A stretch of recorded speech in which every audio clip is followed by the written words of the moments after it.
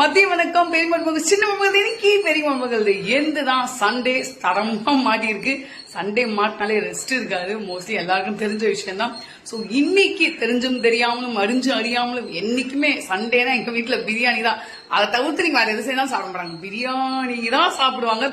So நான் எப்படி பிரியாணி செஞ்சிருக்கேன், தம் பிரியாணி செஞ்சிருக்கேன். வேற லெவலுக்கு டேஸ்ட் பார்த்தா செம்ம அற்புதமா இருக்கு, அற்புதமா இருக்கு. இருங்க காட்டுறேன். மணக்க சிக்கன் பிரியாணி, அப்புறம் சிக்கன் கிரேவி, அப்புறம் தயிர் பச்சடி, சும்மா ஒரு ரெண்டு முட்டை வேணுன்றவங்களுக்கு மட்டும், அண்ட் ஒயிட் ரைஸ், அதுக்கப்புறம் ரசம். இன்னைக்கு சின்ன மருமக வீட்டுல இல்ல, அவங்க வெளியே போயிருக்காங்க. ஏன் குள்ள மட்டும் விட்டு போயிருக்கான்னு கேட்டீங்கன்னா நான் இருக்க சொன்னேன். ஏன்னு கேட்டா இவன் போனான்னு வச்சுக்கோங்களேன், அவள் தான் ஏங்கிடும். ஐயோ பெரியமா என்னடா அது பிரியாணி எல்லாத்தையும் முடிச்சிடுவாங்களா அப்படின்ற பயத்துல இருப்பான். அதெல்லாம்